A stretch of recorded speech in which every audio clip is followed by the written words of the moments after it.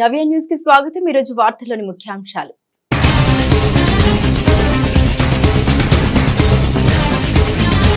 ఓటర్లను ప్రలోభ పెట్టే మద్యం, నగదు, బహుమతుల పంపిణీ అరికట్టాలి. బాపట్ల జిల్లా కలెక్టరేట్లో జరిగిన ఎన్నికల వ్యయ పర్యవేక్షణ కమిటీ అధికారులతో సమావేశంలో రాష్ట్ర ఎన్నికల ప్రత్యేక వ్యయ పరిశీలకులు ఎంఎస్ నీనానిగం.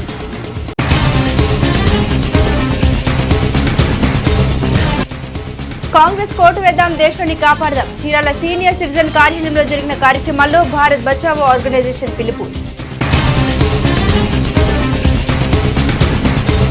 ఎన్నికల్లో శాంతి భద్రతా పరిరక్షణకు నిష్పక్షపాతంగా నిర్వహించాలి. జిల్లాలో ఎన్నికల విధులు నిర్వహించేందుకు కేటాయించబడిన సాయుధ బలగాల అధికారులతో సమీక్షలో బాపట్ల జిల్లా ఎస్పీ వకుల్ జిందాల్.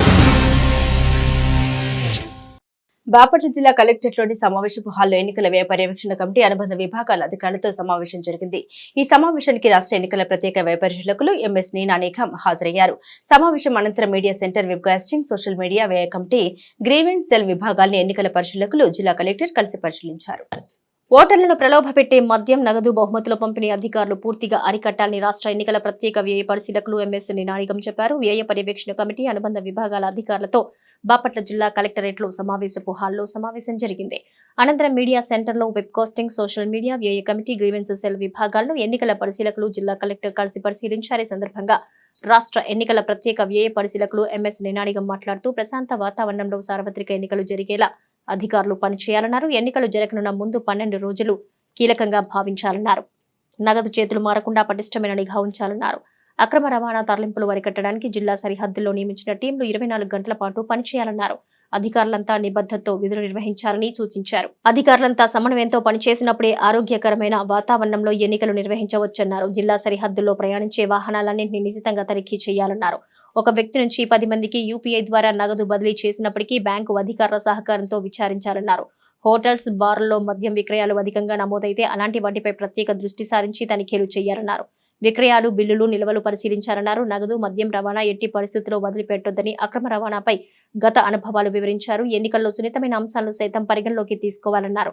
ఈ సమావేశంలో ఎన్నికల పార్లమెంటు నియోజకవర్గం వ్యయ పరిశీలకులు ఎస్ అరుణ్ కుమార్, వ్యయ పరిశీలకులు స్వప్నిల్ సాహెబ్రావు తదితరులు పాల్గొన్నారు. See all of you. So friends, as all of us know, Election Commission of India is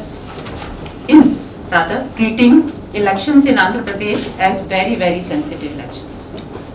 I have been to Election Commission twice and they are worried that the elections in Andhra should go peacefully without inducement and level playing field. For that mandate, we are the eyes and ears as well as working hands of ECI. Chirala పట్టణంలోని ROB సమీపంలో senior citizen కార్యాలయంలో Bharat Bachao organisation ఆధ్వర్యంలో విలేకరుల సమావేశం జరిగింది. ఈ సందర్భంగా India కూటమికి ఓటు వేసి ప్రజాస్వామ్యాన్ని కాపాడాలంటూ ప్రజలకు పిలుపునిచ్చారు.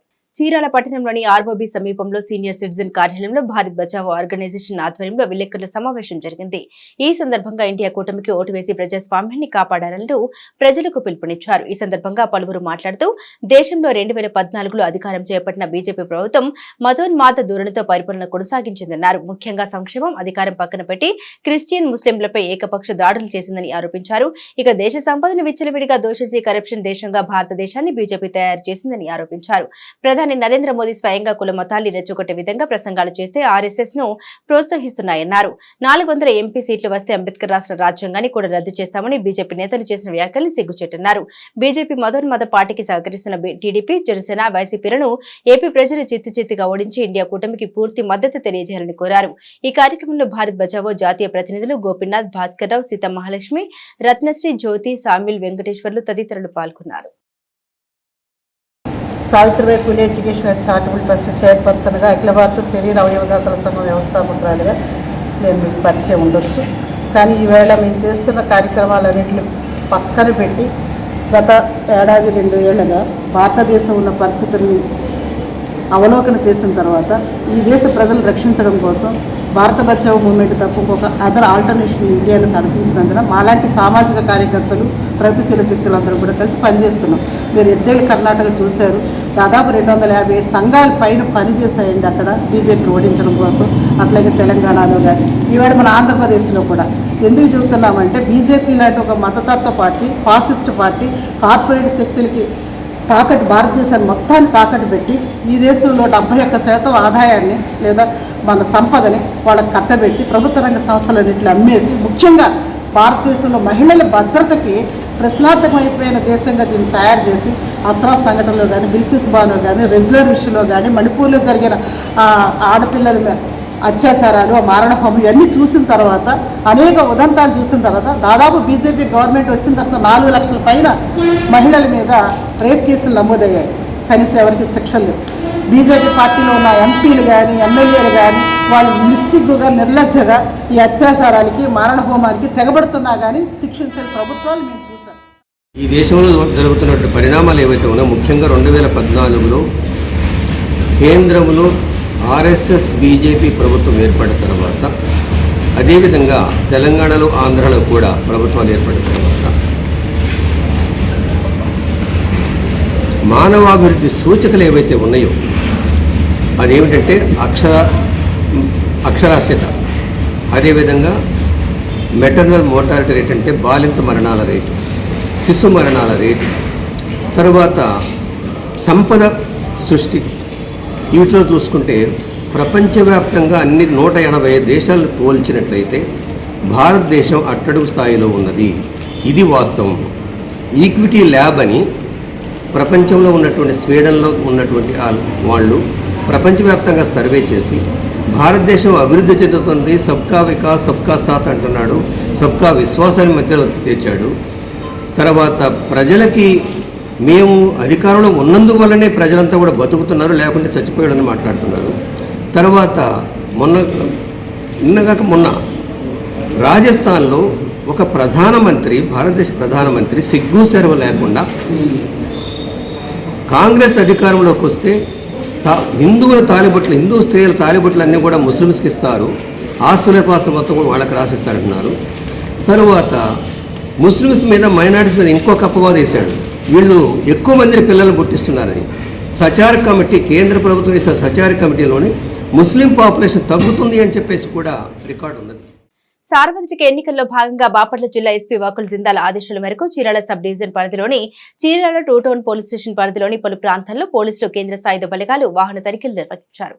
సార్వత్రిక ఎన్నికల్లో భాగంగా బాపట్ల జిల్లా ఎస్పీ వకుల్ జిందాల్ ఆదేశాల మేరకు చీరాల సబ్ డివిజన్ పరిధిలోని చీరాల 2 టౌన్ పోలీస్ స్టేషన్ పరిధిలోని పలు ప్రాంతాల్లో పోలీసులు, కేంద్ర సాయుధ బలగాలు వాహన తనిఖీలు నిర్వహించారు. ముఖ్యంగా చీరాల 2 టౌన్ సిఐ సోమశేఖర్ ఆధ్వర్యంలో ఎస్ఐ మురళి సిబ్బంది, బీఎస్ఎఫ్ సిబ్బందితో జాన్పేట, జయంతిపేట, మరియంపేటలో రూట్ మార్చ్ నిర్వహించారు. ఈ క్రమంలోనే ఆయా ప్రాంతాల్లోని రౌడీ షీటర్స్ కి సైతం కౌన్సిలింగ్ నిర్వహించారు. చరిత్రలో నేటి ముఖ్యమైన ఘటనల్ని ఓసారి చూద్దాం.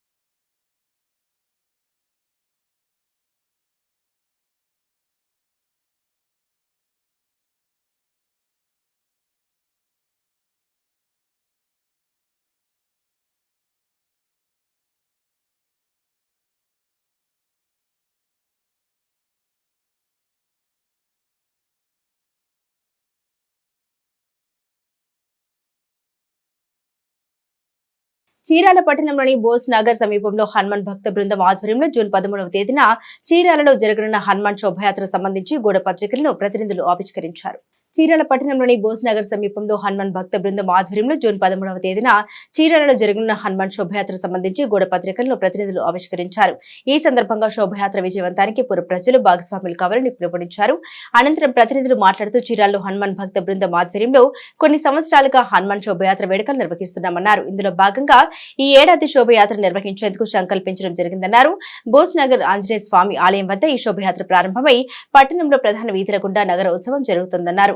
చీరాల చుట్టుపక్కల ప్రజలందరూ శోభయాత్రలో భాగస్వాములే జయప్రదం చేయాలని కోరారు. వెంకటరమణ బాబు, శివపణి, రాజు, బద్రి నారాయణ, వెంకటేశ్వర రెడ్డి, మల్లికార్జున తదితరులు పాల్గొన్నారు. హనుమాన్ భక్త బృందం చీరాల మనం ప్రతి సంవత్సరము హనుమాన్ జయంతికి మనం హనుమాన్ శోభయాత్ర చేయిస్తున్నామండి. ఈ సంవత్సరం జూన్ 1వ తారీఖు వచ్చింది.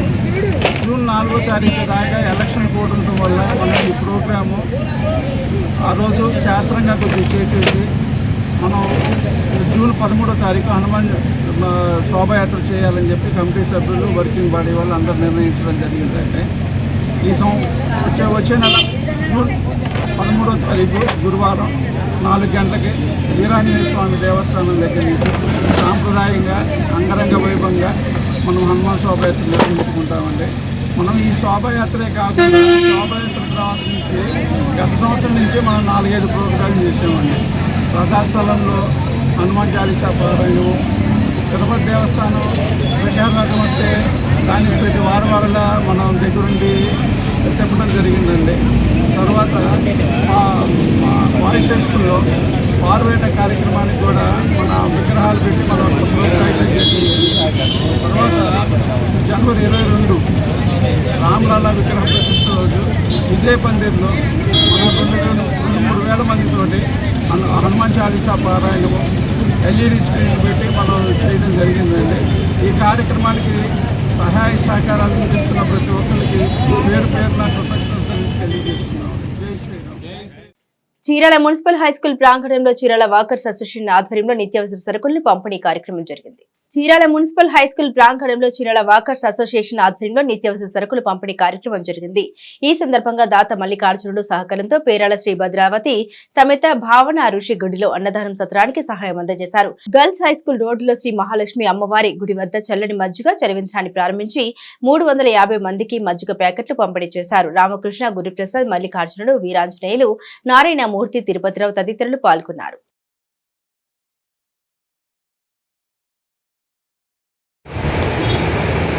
లోక్సభ ఎన్నికల్లో ప్రచారం చేసే క్రమంలో మనం చూసినట్టయితే ఒకరినొకరు దూషించుకునేటటువంటి కార్యక్రమం జరుగుతుంది తప్ప నేను ఈ మంచి పనులు చేశాను కాబట్టి నాకు ఓటు ఏంటని అడిగేటువంటి పరిస్థితి కనిపించట్లేదు. కేంద్ర ప్రభుత్వంలో అధికారంలో ఉన్నటువంటి బీజేపీ గత 10 సంవత్సరాల్లో ప్రజల్ని ఈ ప్రభుత్వం చేసినటువంటి మోసాలు స్వతంత్రం వచ్చిన తర్వాత ఎవరు చేయలేదు. అందుకు 1, 2, 3 చెప్తాను మీకు. చాలా ఉన్నాయి వాళ్ళు చేసినటువంటి వాగ్దానాల్లో. మొదటిది ఆంధ్రప్రదేశ్కి ప్రత్యేక హోదా అన్నారు. ఆయన మూడు ఖాళీ చెంబులు పట్టుకుని వచ్చాడు. అమరావతి నిర్మాణం అన్నాడు, దానికి డబ్బులు ఇవ్వలేదు. తర్వాత రాయలసీమకి, ఉత్తరాంధ్రకి అభివృద్ధికి డబ్బులు ఇస్తానన్నారు, అది లేదు, ఆ ప్యాకేజీ లేదు. సో మొత్తానికి కేంద్ర ప్రభుత్వం నుంచి పోలవరానికి నిధులు అన్నారు, ఇవి కూడా రాలేదు. సో అందుకని మనం అడుగుతుంది ఏంటంటే ప్రత్యేక హోదాకి ఏమేమైతే అర్హత ఉన్నాయో అన్ని ఇమ్మని అడిగారు. ఆయనే వాగ్దానం చేసాడు వచ్చి ప్రచారం లాస్ట్ టైం దాంట్లో. ఇది రెండో అంశం ఏంటంటే ప్రధానంగా మనం చూడవలసింది సంవత్సరానికి 2 కోట్ల మందికి ఉపాధి కల్పిస్తామని చెప్పారు. అంటే ఈ 10 సంవత్సరాల్లో 20 కోట్ల మందికి యువకులకి ఉపాధి కల్పించి ఉండాలి ఆ లెక్కల ప్రకారంగా. అలాగే 40 కోట్ల మందికి స్కిల్ డెవలప్మెంట్ ప్రోగ్రామ్ చేస్తున్నారు. స్కిల్ ఇండియా అని చెప్పేసి ఒక్కొక్కదానికి ఒక పెద్ద గొప్ప అడ్వర్టైజ్మెంట్ చేస్తూ ఉంటారు ఆయన. సో అందుకని మనం ఏమన్నామంటే స్కిల్ ఇండియా ఎక్కడికి వెళ్ళిందో మనకు తెలియదు. అలాగే 20 కోట్ల ఉద్యోగాలు ఏమయ్యో మాకు తెలియదు. సో 1.3% ఉన్నటువంటి ఈ నిరుద్యోగత రేటు ఇవాళ 8.3% వెళ్ళింది. నరేంద్ర మోడీ గారు వచ్చిన 10 సంవత్సరాలు. నేటి తిరుమల తిరుపతి సమాచారాన్ని ఓసారి పరిశీలిద్దాం. తిరుమలలో శ్రీవారి దర్శనానికి భక్తులు బారులు తీరుతున్నారు. ఏప్రిల్ నెలలో 20.17 లక్షల మంది భక్తులు స్వామివారిని దర్శించుకున్నారని టీటీడీ ఈవో ధర్మారెడ్డి తెలిపారు. శుక్రవారం తిరుపతిలోని అన్నమయ్య భవన్ నుండి నిర్వహించిన డయల్ యువర్ ఈవో కార్యక్రమాల్లో వివరాలను వెల్లడించారు. ఈ నెలలో భక్తులు సమర్పించుకున్న కానుకల ద్వారా హుండీకి 101.63 కోట్ల ఆదాయం వచ్చిందని వివరించారు. 94.22 లక్షల లడ్డూలను విక్రయించామని, 39.73 లక్షల మంది భక్తులకు అన్న ప్రసాదం అందించామని పేర్కొన్నారు. 8.08 లక్షల మంది భక్తులు తలనీలాలు సమర్పించుకున్నారని ఆయన తెలిపారు.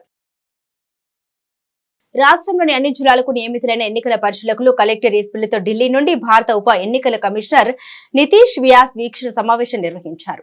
ఎన్నికలు ప్రశాంతంగా జరపడానికి బాపట్ల జిల్లాలో అన్ని ఏర్పాట్లు పూర్తి అయ్యాయని ఎన్నికల సాధారణ పరిశీలకులు పరిమళ్ సింగ్ తెలిపారు. రాష్ట్రంలోని అన్ని జిల్లాలకు నియమితులైన ఎన్నికల పరిశీలకులు కలెక్టర్ ఎస్పీలతో ఢిల్లీ నుండి భారత ఉప ఎన్నికల కమిషనర్ నితీష్ వ్యాస్ శుక్రవారం వీక్షణ సమావేశం నిర్వహించారు. ఈ సమావేశంలో ఆయన మాట్లాడుతూ ఎన్నికల ఆరోగ్యకరమైన వాతావరణంలో నిర్వహించేలా జిల్లా కలెక్టర్ రంజిత్ బాషా అన్ని చర్యలు తీసుకున్నారని భారత ఉప ఎన్నికల కమిషనర్ కు పరిమళ్ సింగ్ వివరించారు. జిల్లాలో ఎన్నికల నిర్వహణ ఏర్పాట్లపై పలుమార్లు సమీక్షించామన్నారు. సమస్యాత్మక పోలింగ్ కేంద్రాలకు సూక్ష్మ పరిశీలకులను నియమించి వారికి శిక్షణ ఇచ్చిన విషయాన్ని కమిషన్ దృష్టికి తీసుకెళ్లారు. ఓటర్ల స్లిప్ల పంపిణీ కార్యక్రమం సజావుగా సాగుతోందన్నారు. సమస్యాత్మక పోలింగ్ కేంద్రాలపై ప్రత్యేక దృష్టి సారించి ఆ దిశగా యంత్రాంగం చర్యలు తీసుకుంటుందని ఈసీఐకి ఎన్నికల సాధారణ పరిశీలకులు ఖాజాన్ సింగ్ తెలిపారు.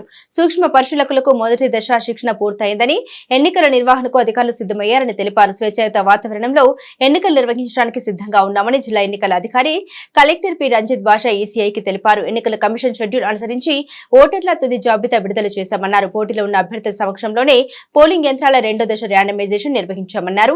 జిల్లా వ్యాప్తంగా ఓటర్లకు స్లిప్ల పంపిణీ జరుగుతుందన్నారు. పోస్టల్ బ్యాలెట్ ఓటింగ్ 5 నుండి 8వ తేదీ వరకు నిర్వహిస్తున్నామన్నారు. సమస్యాత్మక పోలింగ్ కేంద్రాల్లో 68% వీడియోగ్రఫీ ఏర్పాటు చేశామన్నారు. ఎన్నికల కమిషన్ మార్గదర్శకాల్ని పక్కాగా అమలు చేస్తున్నామని వివరించారు.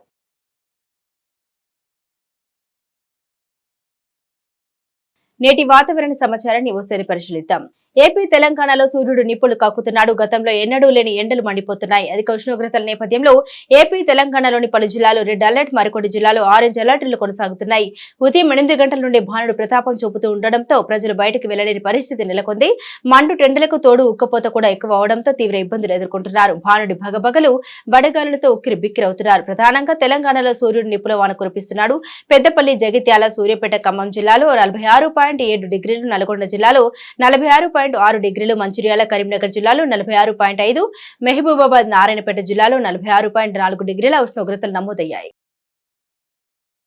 బీసీ సంక్షేమ సంఘం ఆధ్వర్యంలో చీరాల టీడీపీ కార్యాలయం వద్ద విలేకరుల సమావేశం జరిగింది. ఈ సమావేశంలో బీసీ సంఘం రాష్ట్ర అధ్యక్షులు కేసిన శంకర్రావు మాట్లాడారు. బీసీ సంక్షేమ సంఘం ఆధ్వర్యంలో చీరాల టీడీపీ కార్యాలయం వద్ద విలేకరుల సమావేశం జరిగింది. ఈ సమావేశంలో బీసీ సంఘం రాష్ట్ర అధ్యక్షులు కేసిన శంకర్రావు మాట్లాడారు. రాష్ట్రంలో బీసీలకు పెద్దపీట వేసే పార్టీ ఏదైనా ఉందంటే అది కేవలం తెలుగుదేశం పార్టీని గుర్తు చేశారు. గతంలో టీడీపీ ప్రభుత్వంలో బీసీలకు అన్ని విధాలుగా పథకాలు ప్రవేశపెట్టి అభివృద్ధి చేసిన చరిత్ర టీడీపీకే ఉందన్నారు. బీసీ ప్రాధాన్యత గుర్తించి చీరాల్లో బీసీ అభ్యర్థి మాలకొండయ్యకు టికెట్ ఇవ్వడం జరిగిందన్నారు. చీరాల ప్రజలందరూ దీన్ని గుర్తించి బీసీ అభ్యర్థి అయిన మాలకొండయ్యకు పూర్తి మద్దతు తెలియజేయాలని కోరారు. ఈ కార్యక్రమంలో పలువురు బీసీ సంఘ నాయకులు పాల్గొన్నారు. వార్తల్లోని నేటి అంతర్జాతీయ, జాతీయ, రాష్ట్ర ముఖ్యమైన అంశాలను ఓసారి పరిశీలిద్దాం. దుబాయ్ లో మళ్లీ భారీ వర్షాలు కురిశాయి. గత నెలలో కురిసిన కొండపోత వానను మరవక ముందే మరోసారి దుబాయ్ ని వర్షాలు ముంచెత్తడంతో జనజీవనం స్తంభించిపోయింది. అంతేకాదు రవాణా సౌకర్యానికి తీవ్ర ఆటంకం కలిగింది. దుబాయ్ నుంచి ఇతర దేశాలకు వెళ్లే విమాన సర్వీసులను రద్దు చేశారు. పలు విమానాలను దారి మళ్లించారు. దీంతో ప్రయాణికులు తీవ్ర ఇబ్బందులు ఎదుర్కొంటున్నారు. తెల్లవారుజామున 3 గంటల నుంచి భారీ వర్షాలు కురిసినట్లు స్థానిక మీడియా వెల్లడించింది. ఈదురుగాలులు కూడా బలంగా వీచినట్లు పేర్కొంది. ఉత్తరాఖండ్ లో అడవుల్లో మంటలు కొనసాగుతున్నాయి. గడిచిన 24 గంటల్లో రాష్ట్రంలోని వివిధ ప్రాంతాల్లో 43 కొత్త అగ్ని ప్రమాద కేసులు నమోదయ్యాయి. ఇక్కడి అడవుల్లో ఇప్పటివరకు 804 అగ్ని ప్రమాదాలు చోటు చేసుకున్నాయి. అడవుల్లో ఎగిసిపడుతున్న మంటలను అదుపు చేయడానికి అటవీ శాఖతో పాటు అధికార యంత్రాంగం నిమగ్నమై ఉంది. ఇక పర్వతాల్లో కూడా మంటలు చెలరేగడంతో ప్రజలు ఆందోళన చెందుతున్నారు. రాత్రి చీకట్లో పర్వతాలపై ఎగిసిపడుతున్న మంటలు భయాందోళన సృష్టిస్తున్నాయి. ఉత్తరాఖండ్ లో అడవిలో నిప్పండించి అటవీ సంపదకు నష్టం కలిగించే వారిపై నిఘా ఉంచారు. ఆంధ్రప్రదేశ్ లో అవ్వాతాతలను పెన్షన్ టెన్షన్ పెడుతోంది. గత నెల ఇబ్బందుల దృష్ట్యా ఈసారి సిస్టమ్ మార్చినప్పటికీ కష్టం మాత్రం కంటిన్యూ అవుతూనే ఉంది. బ్యాంక్ అకౌంట్లకు పెన్షన్లు జమ చేయడంతో లబ్ధిదారుల ఇబ్బందులు రెట్టింపయ్యాయి. ఇటు బ్యాంకుకు అటు సచివాలయానికి కాళ్లు ఇడ్చుకుంటూ తిరగాల్సిన పరిస్థితులు ఏర్పడ్డాయి. ఈసారి పెన్షన్ డీబీటీ ద్వారా బ్యాంక్ అకౌంట్స్ కి క్రెడిట్ అయింది. అయితే బ్యాంక్ అకౌంట్స్ గురించి సరైన అవగాహన లేని వృద్ధులు తీవ్ర ఇబ్బందులు పడ్డారు. 2-3 బ్యాంక్ అకౌంట్స్ ఉన్నవారు ఏ అకౌంట్ లో పెన్షన్ పడిందో తెలియక తలలు పట్టుకున్నారు. ఇక మరికొందరు ఇదే అకౌంట్ లింక్ చేశాం అయినా పెన్షన్ పడలేదంటూ అటు బ్యాంకు ఇటు సచివాలయానికి కాళ్లు ఇడ్చుకుంటూ ఎండలో తిరగాల్సిన పరిస్థితి ఏర్పడింది. బ్యాంకులకు వెళ్లిన అలవాటు లేకపోవడంతో, ఏటీఎం కార్డులు వాడకం తెలియకపోవడంతో అవ్వాతాతలు తీవ్ర ఇబ్బందులు పడుతున్నారు. దక్షిణ Korea auto major Kia India తన EV6 face list electric NCUV కారును త్వరలో అప్డేట్ చేసేందుకు రంగం సిద్ధం చేస్తుంది. 2025 EV6 SUV ఎలక్ట్రిక్ కారును గ్లోబల్ మార్కెట్ లో కొన్ని వారాల్లో ఆవిష్కరించనుంది. EV6 SUVలో డ్రైవింగ్ రేంజ్ పెంచడానికి బ్యాటరీ ప్యాక్ తో పాటు పలు ఫీచర్లు జత చేసినట్టు తెలుస్తోంది. ఫ్రంట్ రేర్ పై కంపెనీ కారు మోడల్ పాక్షిక వివరాలు ఉంటాయని తెలుస్తోంది. హెడ్ లైట్, టైట్ లైట్ కొత్తగా అప్డేట్ చేశారు. కొత్తగా స్టార్ మ్యాప్ సిగ్నేచర్ లైటింగ్ తో పాటు హెడ్ లైట్ యూనిట్ చుట్టూ ర్యాప్ అరౌండ్ ఎలిమెంట్ తో పాటు LED day time running lights ఉంటాయి. 5 మ్యాచ్ల టీ20 సిరీస్ ఆడేందుకు బంగ్లాదేశ్ పర్యటనకు వెళ్లిన భారత మహిళా జట్టు మరో 2 మ్యాచ్లు మిగిలుండగానే 3-0తో సిరీస్ సొంతం చేసుకుంది. సిలిహెడ్ వేదికగా ముగిసిన 3వ టీ20లో మొదట బ్యాటింగ్ చేసిన బంగ్లా నిర్ణీత 20 ఓవర్లో 8 వికెట్ల నష్టానికి 117 పరుగులు చేసింది. డిలారా అఖ్తర్ టాప్ స్కోరర్ కాగా భారత బౌలర్లు సమిష్టిగా రాణించి ప్రత్యర్థిని నిలువరించారు. అనంతరం చేదరను భారత్ 18.3 ఓవర్లోనే 3 వికెట్లు మాత్రమే కోల్పోయి పూర్తి చేసింది. షవాలి పర్మా, స్మృతి మంధానా ధాటిగా ఆడారు. నవ్య న్యూస్ ముగించే ముందు ముఖ్యాంశాలు మరోసారి.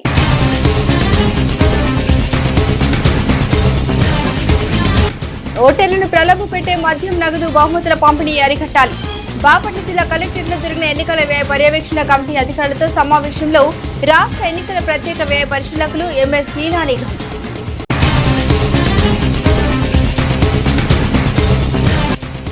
కాంగ్రెస్ కోటు వేద్దాం, దేశాన్ని కాపాడదాం. చీరాల సీనియర్ సిటిజన్ కార్యాలయంలో జరిగిన కార్యక్రమాల్లో భారత్ బచావో ఆర్గనైజేషన్ పిలుపు. ఎన్నికల్లో శాంతి భద్రతా పరిరక్షణకు నిష్పక్షపాతంగా నిర్వహించాలి. జిల్లాలో ఎన్నికల విధులు నిర్వహించేందుకు కేటాయించబడిన సాయుధ బలగాల అధికారులతో సమీక్షలో బాపట్ల జిల్లా ఎస్పీ వకుల్ జిందాల్. నవ్య న్యూస్ ఇంతటితో సమాప్తం. నమస్కారం.